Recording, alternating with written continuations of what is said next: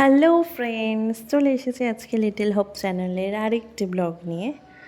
এই ব্লগটা একটু বড়, আর এতটা সময় এই প্রথম এই ব্লগটা করেছি। জানি না কেমন হয়েছে, তবুও চেষ্টা করেছি। দিনটা ছিল 20 তারিখ, শনিবার, জামাই ষষ্ঠীর দিন। তাই সকাল সকাল উঠে গিয়েছিলাম, আর উঠে দেখলাম মেয়ে ঘুমাচ্ছে। তাই এই ফাঁকা দেরি না করে স্নানে চলে গিয়েছিলাম। জানি উঠে গেলে আর রেডি হতে পারবো না ঠিক করে, তাই ওর ঘুম থেকে ওঠার আগেই সব কাজ করে নিতে চেয়েছিলাম। স্নান করে এসে দেখি মেয়ে উঠে গেছে, বুঝে গেলাম আর সম্ভব নয়। তাই মেয়েকেই আগে রেডি করে দিলাম। এই বছর মেয়ে নিয়ে প্রথম জামাই ষষ্ঠী, তাই আমিও ভীষণ এক্সাইটেড ছিলাম। প্রথম বছর সব কিছুই যেন নতুন নতুন লাগে। যাই হোক, মেয়েকে রেডি করতে করতে চা বিস্কুট খাচ্ছিলাম, তার সাথে মেয়েকেও একটু বিস্কুট খাইয়ে দিলাম। অলরেডি তখন 12টা বেজে গিয়েছিলো, আর এদিকে মাও তাড়াতাড়ি যেতে বলেছিল। আসলে বাচ্চা ছোটো থাকলে না ওইভাবে পেরে ওঠা যায় না, তাই ওর বাবার কোলে মেখে দিয়েই রেডি হয়ে গেলাম। এই তৃতীয় বছরের জামাই ষষ্ঠী আর মেয়েকে নিয়ে প্রথম, তাই সবটাই মেমোরেবল করে রাখার জন্য এই ভিডিওটা করা। বেরোতে বেরোতে প্রায় 1টার কাছাকাছি গাড়িতে উঠে গেলাম। আর রাস্তাও যেন সেই দিন আমাদের সাথে একটু সাথ দিল না, কারণ অতিরিক্ত জ্যাম ছিল। 30 মিনিটের রাস্তা প্রায় 1 ঘন্টার বেশি লেগে গেল। কী আর করার। ওদিকে মেয়েকে সকাল সকাল উঠে ভাত খাওয়াতে পারিনি, তাই ভেবেছিলাম মায়ের কাছে এসে খাওয়াবো। তাই গাড়িতে কোনো রকমভাবে দুধ খাইয়ে রেখে দিয়েছিলাম। আর এদিকে মেয়ের ঘুম ঘুম পেয়েছিল, যেহেতু বেলা অনেকটাই বেড়ে গিয়েছিল। অ্যাট লাস্ট 1:30টার দিকে বাড়ি পৌঁছালাম। আর ওদিকে মা সব কিছু রেডি করে রেখে বসেছিল। আসলে আমাদেরকে যাওয়ার অপেক্ষা করছিল, কারণ অনেকটাই যেহেতু বেলা হয়ে গেছিল। আর যাওয়ার সাথে সাথেই আমি একটা ছবি ভিডিও করে নিয়েছিলাম।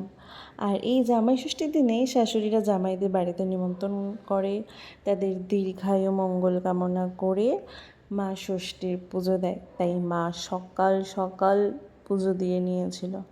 প্রথমেই মা ধান দুব্বা দিয়ে আশীর্বাদ করে নিয়েছিল, আর তারপরে জামা কাপড় দিয়ে পুরো পর্বটা শুরু হলো। আর ওদিকে তো আমার মেয়ে দেখে ভীষণ হাসছিল, বেশ মজাই পাচ্ছিল। আসলে ও একটু মনে হয় এনজয় করছিল ব্যাপারটা। যাই হোক, জামাই ষষ্ঠী মানেই কিন্তু জমজমাট ভুরিভোজ। আর মা সব কিছু নিজের হাতেই রান্না করেছিল। যেহেতু বেলা করে এসেছিলাম, তাই সকালের খাবারটা দুপুরেই খেতে হয়েছিল। আসলে পরোটা ঘুগনি লুচি করতে চেয়েছিল, কিন্তু আমার বর আবার লুচি খাবে না, তাই পরোটাই করেছিল। আর দুপুরের আয়োজন, যেটা তো না বললেই নয়, প্রথমেই ছিল 5 রকম ভাজা, তার সাথে ছিল ইলিশ মাছ ভাজা, চিংড়ি দিয়ে লাউ ঘন্ট, চিংড়ি মাছের মালাইকারি, মাছের মাথা দিয়ে ডাল, আর শেষ পাতে ছিল চাটনি। হ্যাঁ, আমিও নিজে বলতে বলতে হাঁপিয়ে গেলাম।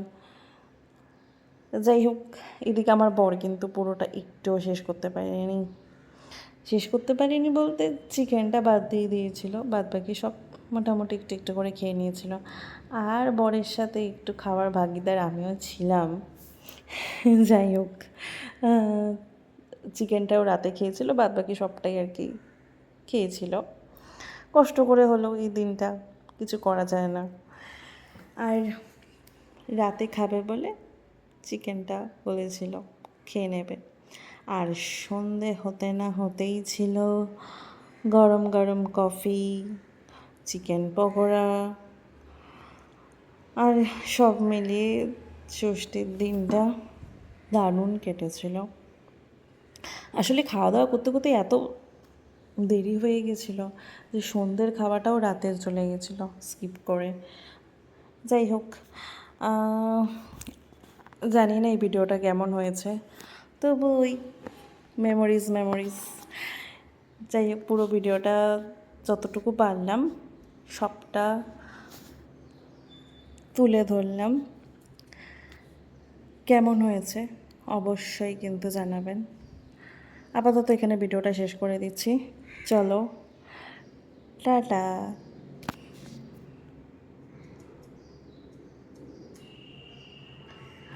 আমার বলা শেষ হয়ে গেল, কিন্তু এখনও পুরো ভিডিওটা শেষ হয়নি, এখনও মনে হচ্ছে অনেকটা রয়েছে। এই যে আংটিটা, এই আংটিটা ও আর কি মাকে দিয়েছিল। মা তো ভীষণ খুশি, দেখেই বোঝা যাচ্ছে। আমি টাটা করে দেওয়ার পরও এত কথা বলে যাচ্ছি। যাই হোক, দেখছি এখনও ভিডিওটা শেষ হচ্ছে না। এই হচ্ছে খাবার।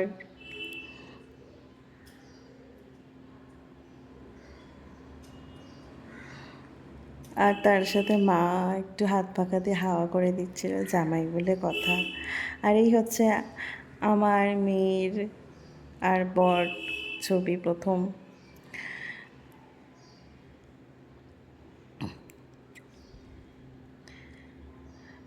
চলো, এই খেতে বসে গেছে জামাই, এবার শেষ করছি।